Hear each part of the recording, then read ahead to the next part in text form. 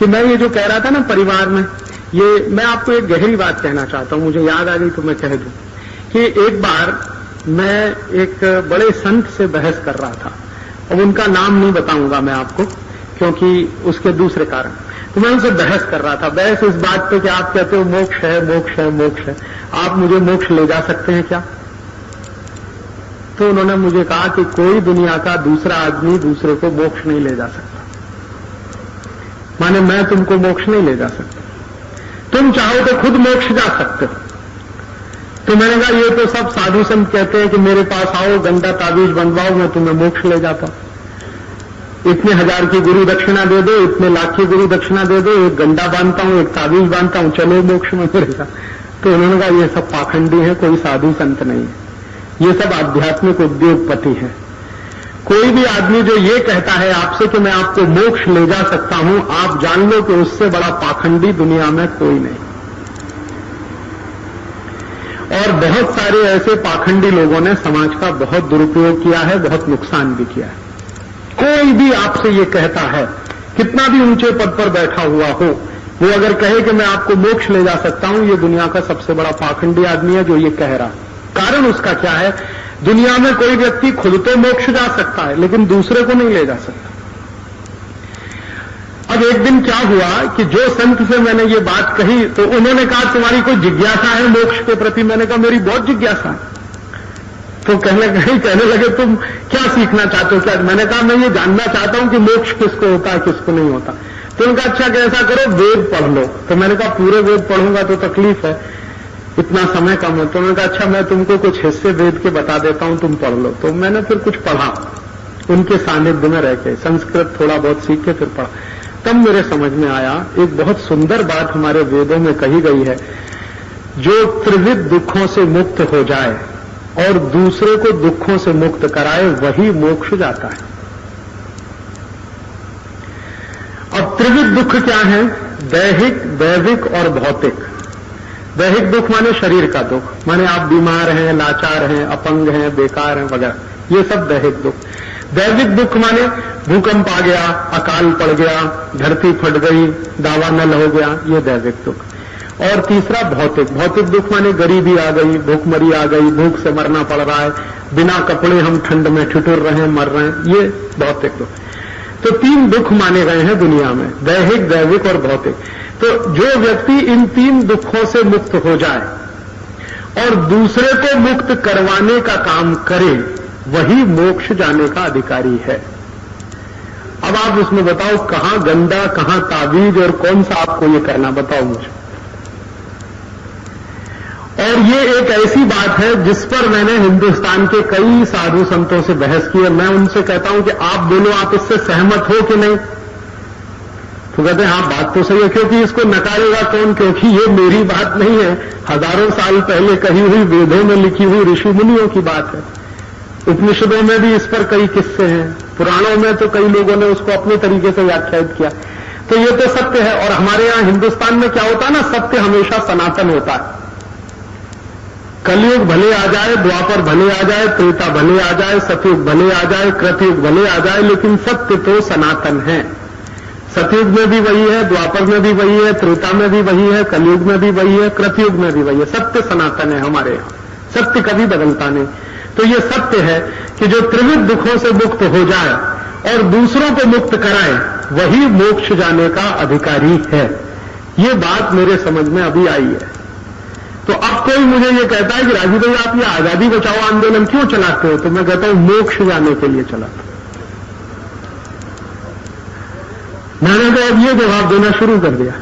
मैं किसी को ये कहता ही नहीं कि मैं कोई क्रांति करने वाला हूं, कि क्रांति होने वाली है, कि व्यवस्था बदलने वाली है कि नहीं बदलने। मैं तो ये कहता हूं कि भाई मैं त्रिविध दुखों से मुक्त होना चाहता हूं, दूसरों को कराना चाहता हूं, तो मैं मोक्ष जाने का अधिकारी हूं, इसलिए ये सब कर रहा हूं। आप भी अगर मेरे साथ मोक्ष चलना चाहें तो आप भी ये करिए। और हमारे यहां तो मोक्ष से ऊंची कोई चीज होती नहीं।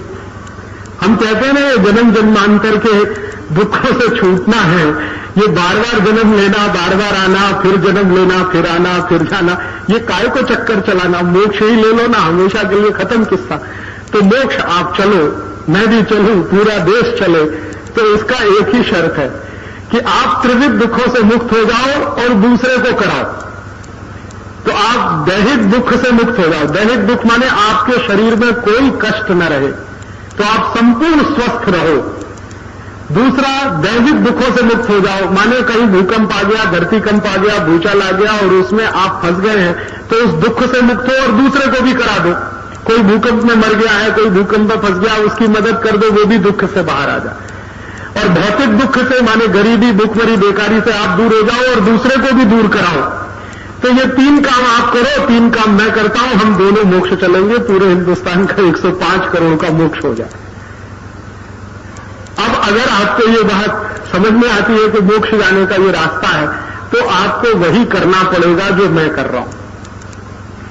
क्योंकि दैहिक दुख से आप मुक्त हो गए, ठीक है, आपने योग किया, प्राणायाम किया, आपने साधना की, दवा खाई, ये किया, आप तो दैहिक दुख से मुक्त हो गए। लेकिन दूसरे को अगर नहीं कराया तो आप तो रह गए हैं, तो फिर तो मोक्ष नहीं होने वाला। तो आप हो जाओ मुक्त, फिर दूसरे को करा दो। आप दैविक दुख से मुक्त हो जाओ, दूसरे को करा दो। भौतिक दुख से मुक्त हो जाओ, दूसरे को करा दो। तो आप भी मोक्ष चलो, मैं भी मोक्ष चलूं, ये बार बार जन्म जन्म का चक्कर ही फट जाए। तो इसलिए ये आजादी बचाओ आंदोलन में करता हूं। अभी मुझे इसका बहुत अच्छा जवाब मिल गया। कोई पूछता है ये आप क्यों करते हो? कोई कहता राजीव भाई के मन में प्रधानमंत्री बनने की इच्छा है, कोई कहता ये एक दिन पार्लियामेंट में जाने वाले हैं, कोई कहता ये कोई पार्टी बनाने वाले हैं, कोई कहता ये मंत्रिमंडल बनाने वाले हैं। अभी मैं सबको कहने वाला हूं कि मेरी एक ही इच्छा है कि मुझे मोक्ष हो जाए, माने अगली बार मुझे जन्म न लेना पड़े। तो उसके लिए तो ये शर्त है और वो शर्त की पूर्ति मैं कर रहा हूं, उसी के लिए ये आजादी बचाओ आंदोलन चला रहा हूं। तो आप अगर इस तरह का कोई काम करें अपने जीवन में, तो आप भी इन तीनों दुखों से मुक्त होंगे, दूसरे को कराएंगे। तो इसके लिए हम आजादी बचाओ आंदोलन चलाते हैं। अब आप इसमें कुछ अगर मदद कर सकें तो करिए। क्या मदद कर सकते हैं? हम दूसरों का दुख दूर करने के लिए क्या क्या करते हैं? जैसे बहुत सारे गरीब लोग हैं देश में, बेरोजगार हैं, उनको ज्यादा से ज्यादा रोजगार मिले, उसके लिए रात दिन हम लगे रहते हैं। तो कैसे हो? वो कुछ सामान बनाए, उनका सामान बाजार में बिके, वो सामान बेचकर उनको मुनाफा हो ताकि उनका जीवन चले। तो इसलिए हम छोटे छोटे उद्योग, कुटीर उद्योगों को समर्थन देते हैं और लोगों से कहते हैं कि ये बड़े बड़े विदेशी माल मत खरीदो, छोटे छोटे स्वदेशी कुटीर उद्योगों का माल खरीदो, ताकि उन गरीबों का रोजगार बने, उनका भौतिक दुख दूर हो जाए।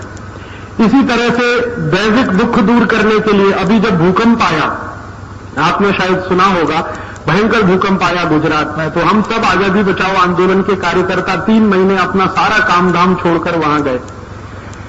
और क्यों गए? तो जिनके ऊपर वो दैविक आपत्ति आई है उनको थोड़ा मदद करें, उनका थोड़ा दुख दूर करें। तो दवाएं बांटने का काम हमने किया। और किसी ने मुझे कहा कि आप ये क्यों करते हो? तो मैंने कभी ये नहीं कहा कि हम ये स्वार्थ के लिए, हमने कहा कि भैया हम तो इसलिए करते हैं कि हमें मोक्ष जाना, हमें मालूम है कि इनको दैविक दुख आया है। अब इनका दैविक दुख अगर हम दूर करा दें तो हमें मोक्ष जाने की एक सीढ़ी आगे मिल जाएगी। तो इसलिए तो हम ये करते हैं। इसलिए नहीं कर रहे हैं कि हमें कोई परोपकार करना है। परोपकार हो रहा है, वो तो उसका दूसरा हिस्सा है। हमें तो मुख्य ये है कि मोक्ष जाना है, इसलिए हम ये सब कर रहे हैं। तो हमने आजादी बचाओ आंदोलन की तरफ से जो भी सेवा काम किया, न तो उसको अखबार में छपाया, न उसका बैनर बनाया, न उसका पोस्टर बनाया, कुछ नहीं किया, क्योंकि हमें अपने लिए करना है, किसी दूसरे के लिए नहीं करना। तो अगर आप ऐसे कुछ काम अपने हाथ में ले लें जिनसे आप ये दूसरों के दुखों को दूर करा सकें, और मैं मानता हूं कि जो मनुष्यता है या जो इंसानियत है वो इसी बात से नापी जाती है कि आप अगर दुखी नहीं है तो दूसरे को भी दुखी न होने दें, उसी में आपकी मनुष्यता और इंसानियत झलकती है। तो अगर आप ऐसे काम में हमारी कुछ मदद करेंगे तो आप भी इस मोक्ष जाने के रास्ते पर चल सकेंगे, ये निवेदन मेरा है। तो आजादी बचाओ आंदोलन का जो काम है उस काम का आप मदद करें। ज्यादा से ज्यादा स्वदेशी सामान खरीदें, छोटे छोटे उद्योगों के सामान खरीदें ताकि उनका दुख दूर हो। देश का पैसा विदेश में न जाने दें ताकि देश को कर्ज न लेना पड़े, फिर हमें दूसरे दुख में न फंसना पड़े। कहीं कोई प्राकृतिक आपत्ति आ जाए तो तुरंत सेवा के लिए दौड़ पड़े, ताकि आप जो दुख से गुजर चुके हैं या नहीं गुजरना चाहते वो दूसरा ना गुजरे। ऐसे ऐसे छोटे छोटे काम। तो आप जब यहां से जाएंगे तो नीचे एक स्टॉल लगा हुआ है, उस स्टॉल पर छोटे छोटे गरीब कारीगरों द्वारा बनाई गई कुछ वस्तुएं रखी हुई हैं। कोई दंत मंजन है, कोई खादी के कपड़े हैं। 10-12 गरीब कार्यकर्ता हमारे सेवाग्राम आश्रम में खादी बनाते हैं और वो खादी के कपड़े यहां पर आए हैं। आप अगर उनको खरीदेंगे तो कुछ 10-11 जो गरीब कार्यकर्ता हैं उनका भौतिक दुख आप दूर कर सकेंगे और वो भौतिक दुख आपने दूर किया तो उनके लिए एक रास्ता खुलेगा और आपके लिए भी एक रास्ता खुलेगा। ऐसे ही कई कार्यकर्ता हमारे पुस्तकें बनाते हैं, कैसेट बनाते हैं प्रचार के लिए, अगर आप वो ले सकेंगे तो बहुत अच्छा है। कुछ कार्यकर्ता अखबार छपाते हैं, उन अखबारों में ये सब खबरें आती हैं कि हम कहां क्या कर रहे हैं, वो अखबार के अगर आप मेंबर बन सकेंगे तो ये उनके लिए एक रास्ता खुलेगा। तो आप मदद रूप साबित हों ऐसे लोगों के जो कुछ ना कुछ दुख में फंसे हैं, बेरोजगारी के कारण, गरीबी के कारण, भुखमरी के कारण। तो ऐसे ही गरीब बेरोजगार लोगों की गरीबी बेकारी दूर करने के क्रम में हम ये सारा काम करते हैं स्वदेशी का। उस काम में आप भी सहयोग करेंगे तो शायद हम और आप एक ही पथ के अनुगामी बन सकेंगे और कोई बड़े उद्देश्य को हासिल कर सकेंगे। इतना ही कहकर आप सबका बहुत आभार, धन्यवाद। आपने बहुत शांति से सुना, बहुत आभार।